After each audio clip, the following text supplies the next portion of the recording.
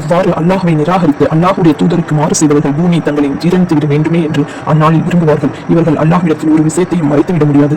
நம்பிக்கையாளர்களை, நீங்கள் கூறுவது இன்னதென்று நீங்கள் அறிந்து கொள்ள முடியாதவாறு நீங்கள் தொழுகையாய் இருக்கும் சமயத்தில் தொழுகைக்கு செல்லாதீர்கள். தவிர நீங்கள் முழுக்காயிருந்தால் குளிக்கும் அறையிலும் தொழுகைக்கு செல்லாதீர்கள். ஆயினும் பிரயாணத்தில் இருந்தாலே தவிர.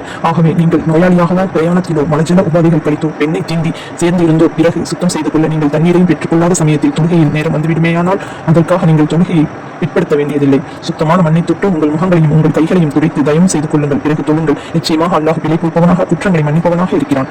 நபியே, வேதத்தில் ஒரு பாகம் கொடுக்கப்பட்டவர்களை நீங்கள் கவனிக்கவில்லையா? அவர்கள் வழிகட்டை விலைக்கு வாங்கிக் கொண்டதுடன் நீங்களும் வழிகட்டு விட வேண்டும் என்று விரும்புகின்றனர்.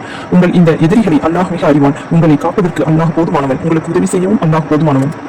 யூதர்களில் சிலர் வேத வசனங்களை கருத்து வேறுபடும்படி புரட்டி வருவதுடன் உங்களை நோக்கி, நபியே, நீர் சொன்னதை நாம் செவியுற்றோம், எனினும் நாம் அதற்கு மாறு செய்வோம் என்று கூறி உமது மார்க்கத்தில் குற்றம் சொல்லவும் கருதி, நபியே, நாம் சொல்வதை நீர் கேட்பீராக. இனி